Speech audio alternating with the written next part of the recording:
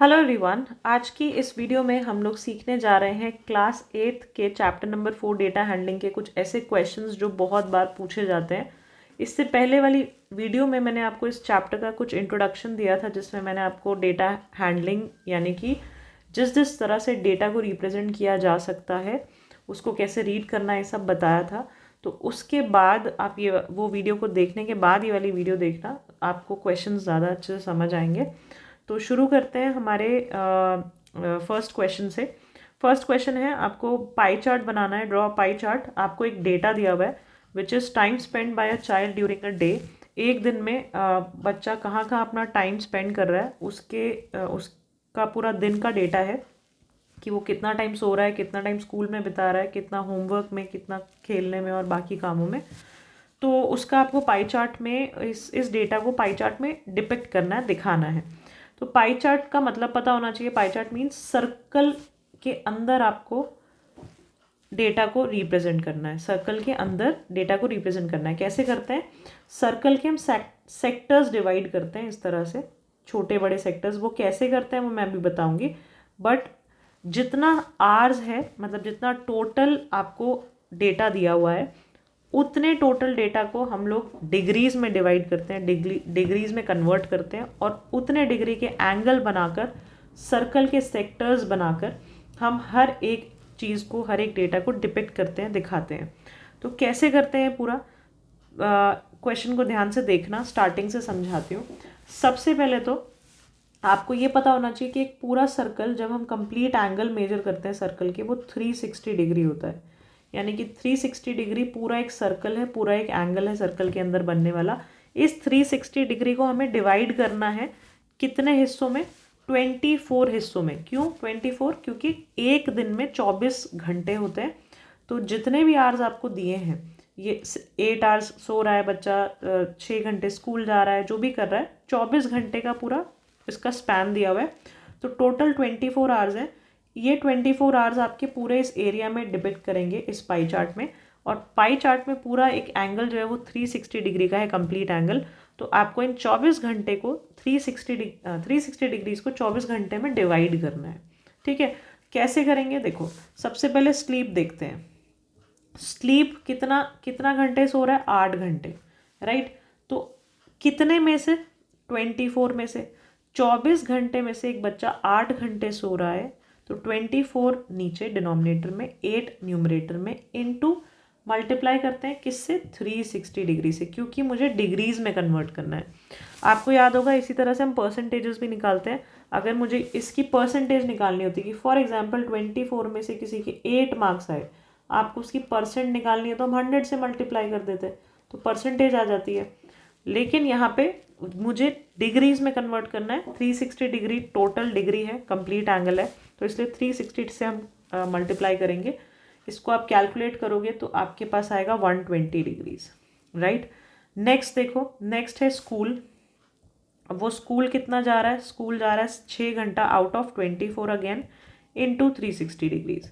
इसको कैलकुलेट करोगे you will get 90 degrees. इसी तरह बाकी की भी कैलकुलेशन करते हैं। बाकी की कैलकुलेशन है आपकी होमवर्क की। होमवर्क कर रहा है वो बच्चा 4 घंटे आउट ऑफ 24 इंटू 360 डिग्री। ठीक है, तो इसको सॉल्व करोगे यू विल गेट 60 डिग्रीज। इसी तरह खेल कितनी देर रहा है? वो खेल रहा है 4 आवर्स। तो 4 आवर्स का तो अभी हमने निकाला ही है, तो वापस से ये 24 इंटू 360 कर दोगे, वापस से आएगा 360 डिग्री, राइट। नेक्स्ट अदर्स, मतलब और छोटे छोटे चीज़ें, छोटे मोटे काम वो कर रहा है कितना? 2 घंटे। तो 2/24 इंटू 360 डिग्री, तो ये आएगा आपका 30 डिग्रीज, राइट। तो आपको ध्यान रखना है, सारे जो डेटा है, जो आवर्स हैं, वो डिग्रीज में यहाँ कन्वर्ट हो चुके हैं। आपको अब इसको दिखाना है पाई चार्ट में। कैसे दिखाते हैं? देखो, ध्यान से समझना। हम बनाएंगे एक सर्कल। सर्कल मीन्स जिसमें मुझे इसको दिखाना है। सर्कल बनाया। सर्कल बनाने के बाद आपको मिड पॉइंट पता होना चाहिए। आप कहीं पे भी एक रेडियस बना दो। रेडियस यानी किधर भी बना सकते हो आप ये रेडियस, ठीक है। एक रेडियस डेवलप कर दो सेंटर से। अब इस रेडियस पे आप कंपास रखो कंपास नहीं, डी प्रोटेक्टर यूज़ करो। सबसे पहला एंगल आपको बनाना है 120 डिग्रीज। तो 120 डिग्री, यहाँ से 120 डिग्री आप एंगल बनाओगे इस तरह से, ठीक है। तो 120 डिग्रीज बन जाएगा ये। 120 डिग्री किसको डिपिक्ट कर रहा है? वो कर रहा है स्लीप को, तो यहाँ पे आप लिख दोगे स्लीप, राइट।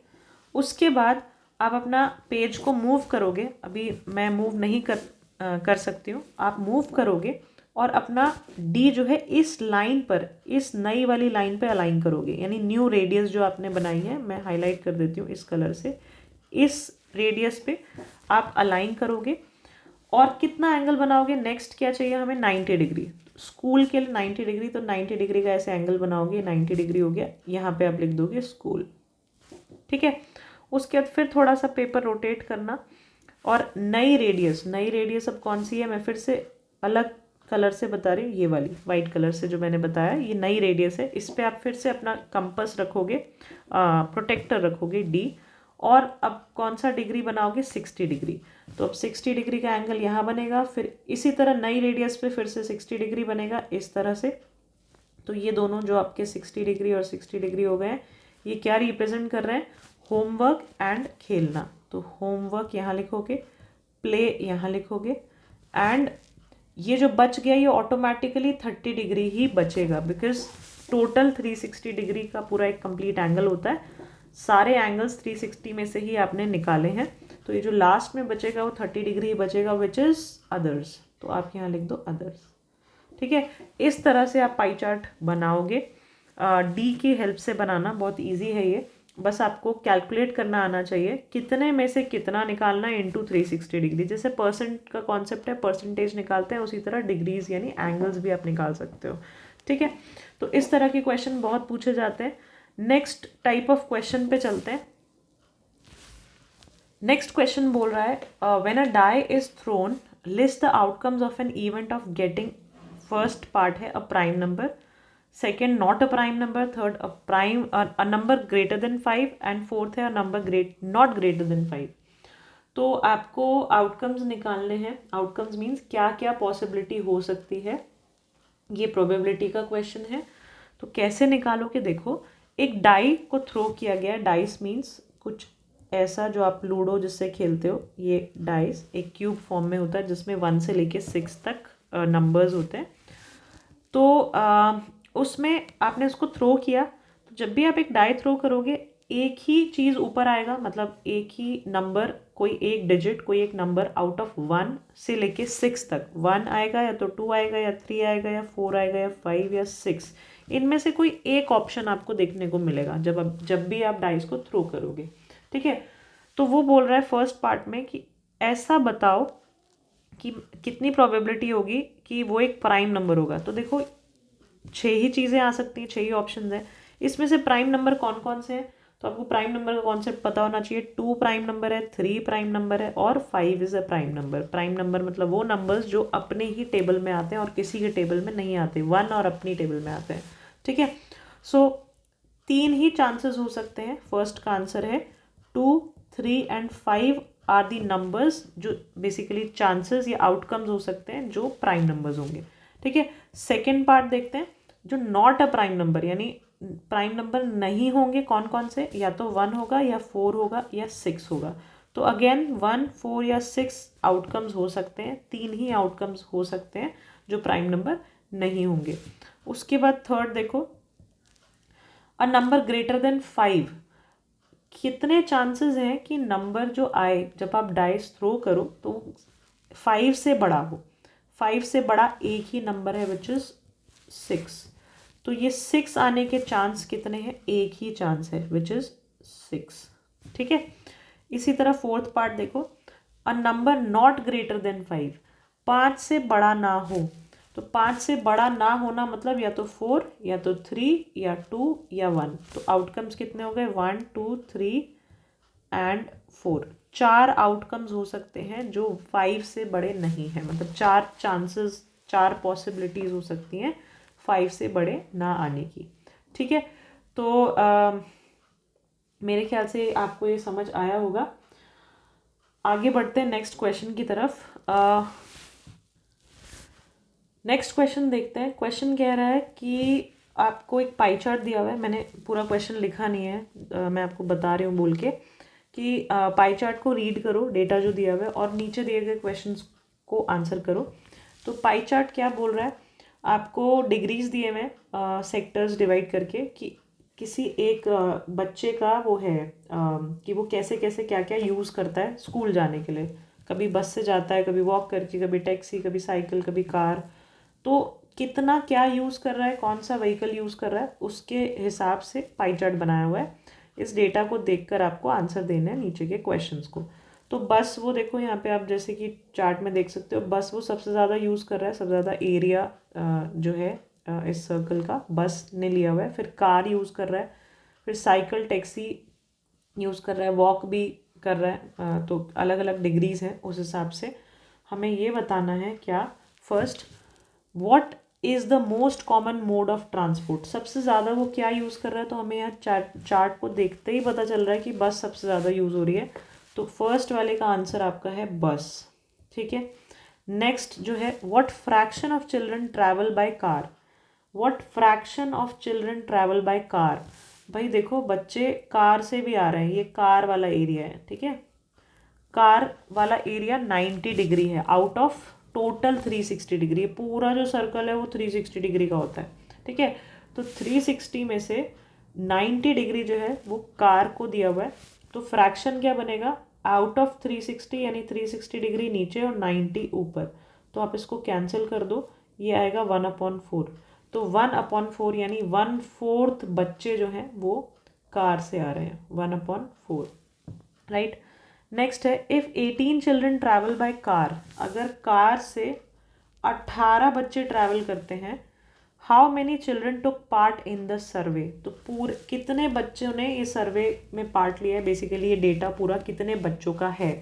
तो देखो ध्यान से, 18 बच्चे कार से ट्रैवल कर रहे हैं, कार मतलब 90 डिग्री जो एंगल है उसका मतलब 18 है, 18 चिल्ड्रन, 90 डिग्री का मतलब 18 बच्चे। तो 360 डिग्री का मतलब क्या, ये बोल रहा है वो, राइट। तो ये है यूनिटरी मेथड। आप सबसे पहले 1 डिग्रीज निकालोगे, कैसे, 18 को 90 से डिवाइड करके कि 1 डिग्री कितना रिप्रेजेंट करता है। फिर आप 360 डिग्री निकालोगे, 18/90 इंटू 360 डिग्री। तो आप इसको सॉल्व करोगे, यू विल गेट 72 डिग्रीज। तो इस थर्ड पार्ट का आंसर है 72 डिग्रीज, ठीक है। आगे बढ़ते हैं। नेक्स्ट क्वेश्चन कह रहा है, how many children use taxi to travel to school, कितने बच्चे टैक्सी यूज करते हैं। टैक्सी है 30 डिग्रीज। देखो यहाँ पे आपको 1 डिग्री की अगर वैल्यू मिल गई है, या 1 ऐसे भी मत समझो, आप ऐसे देखो कि कार जो है 90 डिग्री और 18 बच्चे 90 को रिप्रेजेंट कर रहे हैं। तो 30 कितने को रिप्रेजेंट करेंगे, तो 18 जो है, बेसिकली 18 के 3 हिस्से कर दो, क्योंकि 90 का थर्ड पार्ट जो है वो 30 डिग्रीज है। तो 18 के भी आप 3 पार्ट कर दो, यानी कि 18 को आप 3 से डिवाइड करोगे, यू विल गेट 6। तो 6 बच्चे जो हैं टैक्सी यूज़ कर रहे हैं। इसको मैं थोड़ा और क्लैरिटी से समझाती हूँ। अगर क्लैरिटी से समझना चाहते हो तो ऐसे समझ लो कि टोटल 360 डिग्रीज है, और अभी हमने निकाला टोटल 72 बच्चे हैं, ठीक है। ध्यान से देखना, 360 डिग्रीज है, 72 बच्चे हैं। आपसे पूछ रहा है 30 डिग्रीज की वैल्यू कितनी होगी, ठीक है। तो 30 डिग्रीज अगर आपको निकालना है तो आप क्या करोगे, कितने में से निकालना है 30 डिग्रीज, 360 डिग्री में से। तो 360 डिग्री नीचे, ऊपर 30 इंटू 72, राइट। आप इसको सॉल्व करोगे, वो आ जाएगा आपका 6 चिल्ड्रन। तो कैसे भी कर सकते हो, इस तरह से भी कर सकते हो, या ऐसे भी समझ सकते हो कि 90 डिग्री की वैल्यू, 90 डिग्री मतलब 18 चिल्ड्रन, तो 30 डिग्रीज मतलब कितना। तो 90 को 30 कैसे बनाया होगा, डिवाइड बाय 3। तो 18 को डिवाइड बाय 3 कर दो, यू विल गेट 6 चिल्ड्रन, ठीक है। तो कैसे भी आपको जैसे अच्छा लगे, जैसे इजी लगे वैसे समझ लो। इसका आंसर है 6 बच्चे। लास्ट पार्ट देखते हैं, by which 2 modes of transport are equal number of children travelling. किन 2 मोड्स ऑफ ट्रांसपोर्ट से इक्वल नंबर ऑफ बच्चे ट्रैवल कर रहे हैं? तो ये हमें इजीली दिख रहा है, 60 डिग्री यहाँ और 60 डिग्री यहाँ। साइकिल एंड वॉक, मोस्टली नहीं, इक्वल बच्चे साइकिलिंग कर रहे हैं और वॉकिंग कर रहे हैं। तो कितने बच्चे अगर निकालने को पूछा जाए तो निकाल भी सकते हो, you can find it out. जैसे आपने ये निकाला है उसी तरह से आप वो वाले बच्चे भी निकाल सकते हो, बट पूछा नहीं है तो कोई बात नहीं। इसका आंसर हम लिखेंगे साइकिल एंड वॉक। ठीक है। नेक्स्ट क्वेश्चन बोल रहा है what is the probability of selecting a wall from the alphabets. भाई सबसे पहले तो आपको ये पता होना चाहिए वॉल क्या होता है और अल्फाबेट्स कितने होते हैं। ए से लेकर जेड तक आपके सारे अल्फाबेट्स हैं जो कि होते हैं 26, और AEIOU ये 5 जो हैं ये वॉल्स हैं, ये होते हैं आपके 5। इसके बाद ये क्वेश्चन आपको बहुत आसान लगेगा। प्रोबेबिलिटी निकालनी है कि मैं इन अल्फ़ाबेट्स में से एक अल्फ़ाबेट सेलेक्ट करूं और वो एक वॉल हो। तो 5 चांसेस हो सकते हैं कि वो वॉल हो आउट ऑफ 26। ये हो गई probability of getting a wall, that is it. बहुत ईजी सा क्वेश्चन है और इस तरह के बहुत क्वेश्चन आते हैं। आगे नेक्स्ट क्वेश्चन देखते हैं। नेक्स्ट क्वेश्चन है, bag contains 35 balls of 3 different colors which are orange, pink and red. The ratio of red balls to orange ball is 2:3 respectively and probability of choosing a pink ball is 3/7. तो ये थोड़ा data दिया हुआ है आपको, question के बारे में इंफॉर्मेशन दिया है और आपसे क्वेश्चन पूछे गए हैं नीचे। जैसे फर्स्ट पार्ट है what is the probability of pink ball. भाई पिंक बॉल्स की क्या प्रोबेबिलिटी होगी? तो इस क्वेश्चन को पहले ध्यान से समझना। इस क्वेश्चन में क्या बोल रहा है कि एक लास्ट लाइन में एक इन्फॉर्मेशन दी है, probability of choosing a pink ball is 3/7। तो अगर मैं एक बॉल चूज करती हूँ एक बैग में से जिसमें 35 बॉल्स हैं, टोटल बॉल्स जो हैं वो 35 हैं, ठीक है। अगर मैं उस बैग में से एक बॉल चूज करती हूँ तो चांसेस हैं आउट ऑफ 7, 3 चांसेस हैं। 3/7 का मतलब है आउट ऑफ 7 3 चांसेस, यानी 3 बार ऐसा होगा कि वो पिंक बॉल हो सकती है, राइट। तो देखो मुझे पता है 7 तो टोटल है नहीं, 7 बॉल्स नहीं है, टोटल बॉल्स हैं 35।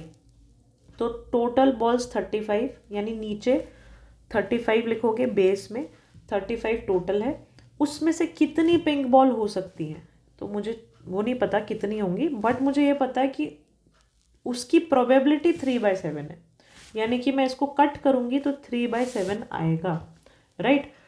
तो आपको इसको बस सॉल्व करना है कि 3/6 इक्वल्स टू x/35 होगा, यानी कि 7 को 35 कैसे बनाओगे, मल्टीप्लाई बाय 5। तो इसी तरह 3 को भी मल्टीप्लाई बाय 5 कर दो, यानी कि 15। यानी कि पिंक बॉल जो है उसका नंबर है 15। 15 बॉल्स हैं उस बैग में जो पिंक कलर की हैं। तभी तो हम 15 बॉल में से अगर एक भी बॉल चुनेंगे तो 15 चांस होंगे 35 बॉल में से पिंक आने के, तभी उसको कैंसिल करोगे तो प्रोबेबिलिटी 3/7 आएगी। आई होप आपको ये बात समझ आई होगी, ठीक है। नेक्स्ट पार्ट बोल रहा है, मैं यहाँ पे लिख देती हूँ। नेक्स्ट पार्ट बोल रहा है how many red and oranges ball are there. How many red and orange ball are there. वो बोल रहा है कितनी ऑरेंज और रेड बॉल्स हैं।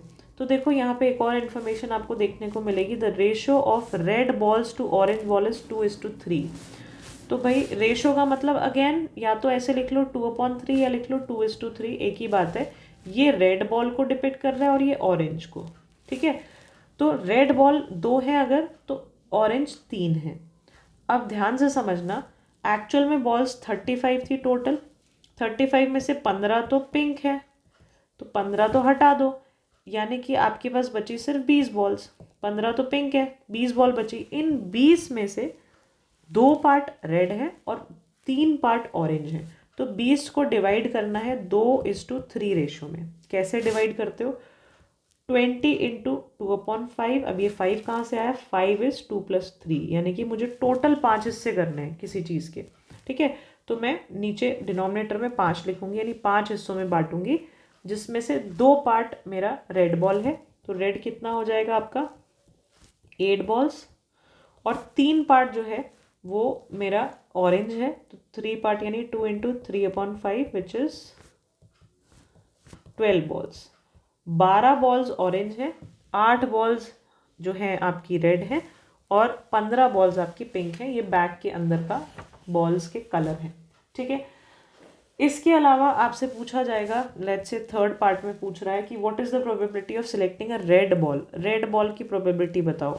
तो रेड अभी हमने निकाला, रेड 8 बॉल्स है, तो 8 चांस हैं आउट ऑफ 35। तो 8/35 रेड की प्रोबेबिलिटी हो गई।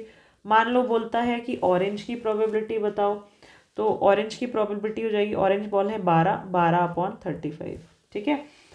इसके अलावा एक और क्वेश्चन पूछ सकता है कि क्या प्रोबेबिलिटी है कि हम बॉल निकाल लें और वो ऑरेंज ना हो, ठीक है। ऑरेंज ना हो, ध्यान से समझना, ऑरेंज ना हो। तो ऑरेंज ना होने की प्रोबेबिलिटी ऐसी है कि 35 टोटल बॉल्स हैं, जिसमें से पिंक 15, 8 रेड और ऑरेंज 12। ये ऑरेंज है, ये रेड है, ये पिंक है, ठीक है। ऑरेंज ना हो का मतलब है इसको इंक्लूड नहीं करना। मुझे 15 और 8 इन्हीं बॉल से मतलब है, यानी कि 12 हटा दो 35 में से, विच इज़ 23।